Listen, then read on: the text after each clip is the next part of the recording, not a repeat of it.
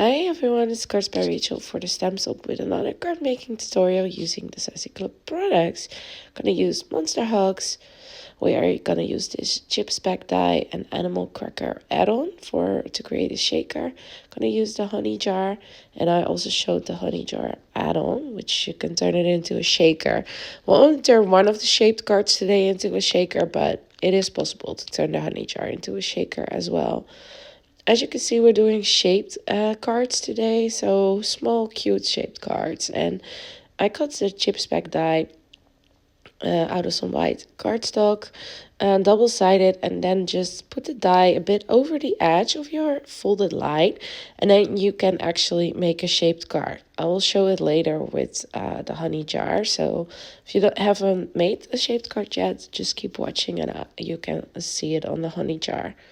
I cut the base piece of the chips die out of some pink, and then I die cut the frame from the animal cracker 5 times out of white and 1 time out of this light blue cardstock to create our shaker.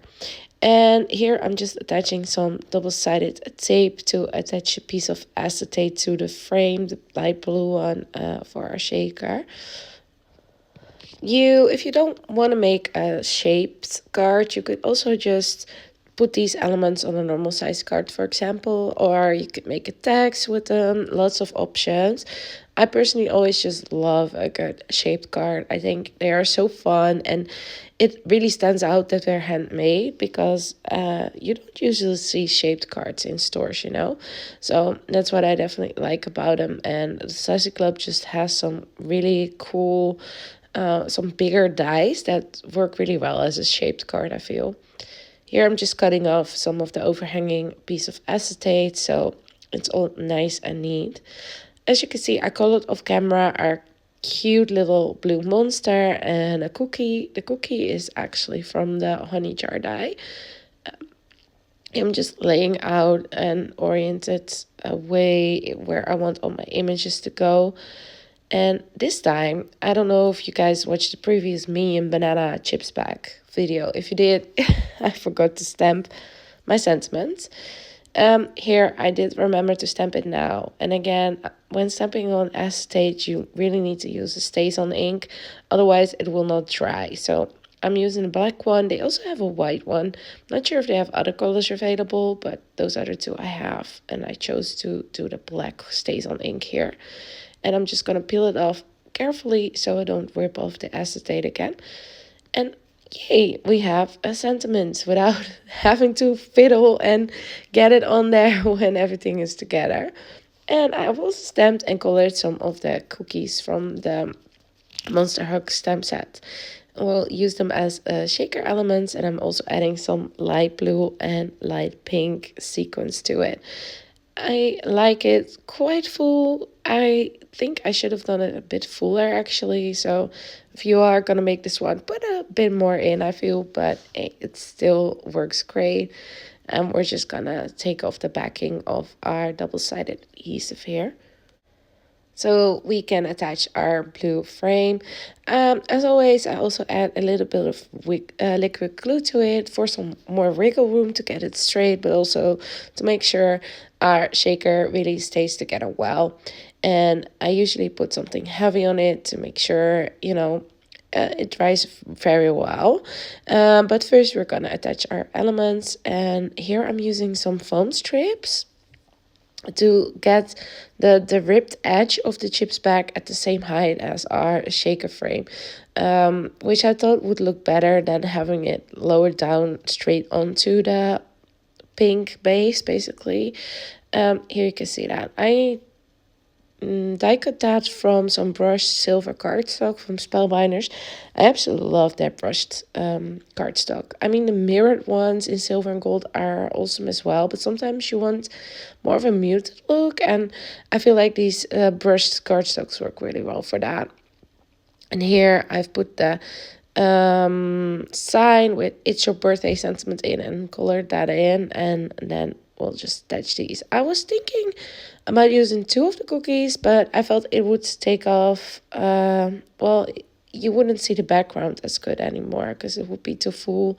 And I do like to see all those shaker bits because we haven't colored them for nothing. All those cookies just to have them all covered up, you know.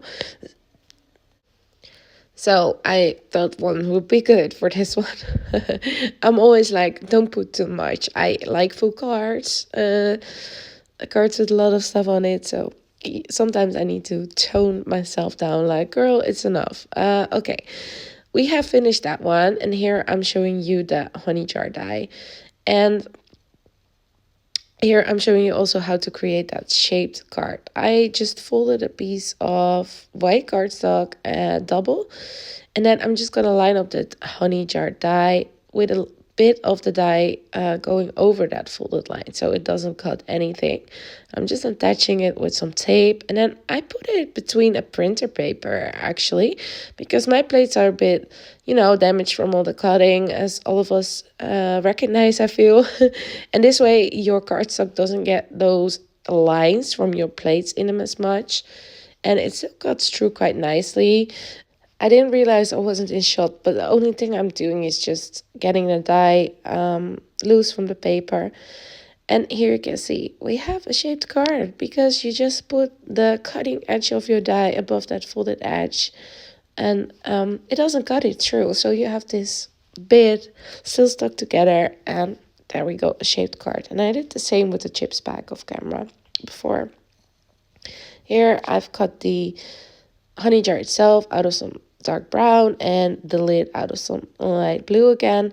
And of course we have some cookies colored again, so we can turn it into a cookie jar. So that's also amazing about this honey jar. Yeah, sure, you can make a honey jar which works well with the bear fandom from the Sassy Club, of course, but you can also turn it into a cookie jar with the shaker, and you can turn it into a jam jar. So lots of options again, which is always a plus because these dies aren't cheap, so it's always fun when you can use them multiple ways.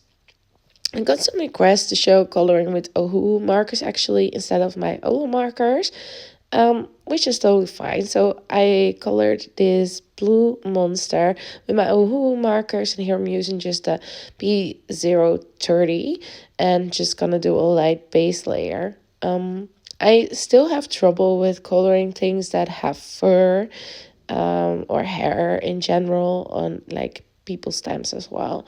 But I'm trying my best to give it some dimension.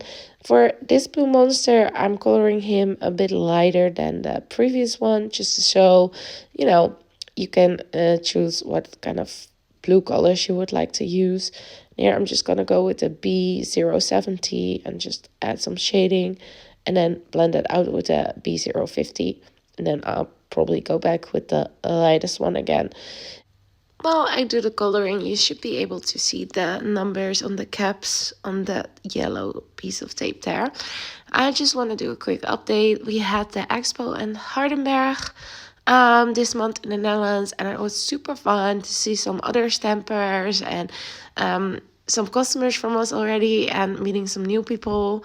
So I really want to thank everyone for supporting our small business. It was super fun, and we also have exciting news that at 29th and 30th of March, we will go to Nijkerk in the Netherlands to the Art Specialty Expo. I'll also be doing some workshops there and making some A to C cards, and you get to pick from 6 different stamp sets, 5 from the Sassy Club, 1 from the Greeting Farm, to create your A to Cs with. And I think it will be so much fun to create with people who also like really love, you know, making cards and coloring images and stamps. So I'm really excited about that. I'm trying to prepare really well, but it's the first time I ever done something like that. So I hope everyone can cut me some slack if it's something doesn't entirely works out. But I think it should be good. I think I'm well prepared. We actually still have 1 spot available at the moment of recording this for on the web shop to reserve a spot. We also left some space for walk-ins on the expo itself. So if you're there and you change your mind, you still want to join, you can always check with us if we still have space.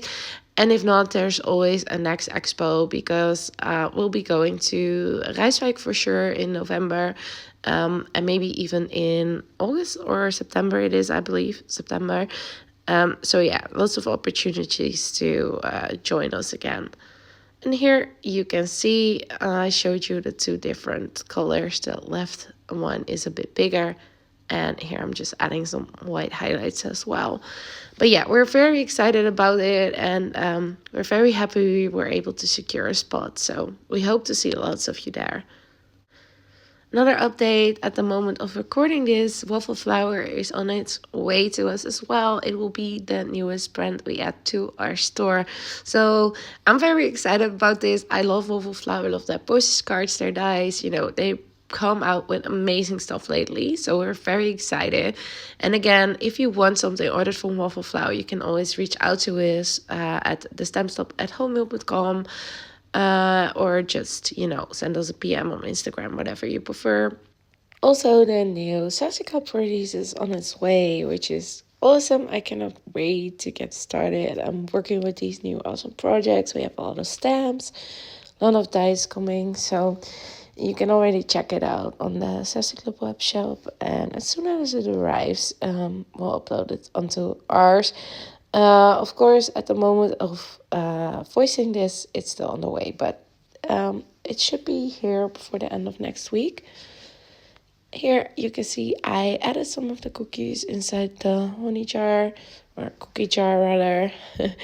And I wanted the sentiments to go at the front at first, but then I thought, doesn't fit quite right. So instead I did it on the inside of a shaped card here. And then we'll add our blue monster and our bigger cookie, of course. I still had some double-sided adhesive because I thought it was going to go on our chip bag shaker, but that's okay. We'll just use it on this one.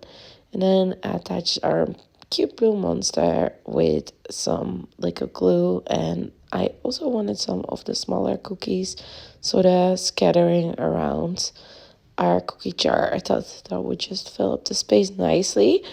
Although I still felt like it was missing a little something, so I decided it needed a sentiment. Here I'm just pulling my stamp set again and going for sending monster hogs. I do sort of bend the sentiment to make it fit more nicely on top of the lid of the cookie jar. You can just do that if you have a stamping tool and acrylic block, and then just kind of, curve it, fold it, and then stamp it. That works great for these sort of items or some banners, for example. So, and there we go. I just stamped it twice to get it nice and crisp, and adding some white details. I will add some white details on our shaker chip bag card as well, just to finish it off, bit of finishing touches there. And yeah, those are it. So if you have any other questions about shape cards, of course, reach out to me and I can help explain, but I hope it was clear in this video how to do this. I will show some close-ups of the cards we made, and I want to thank you all for watching. Hope to see you all at our next expo, of course, and be sure to like, comment, and subscribe, and all that good stuff. And I wish you all a very crafty day. Bye.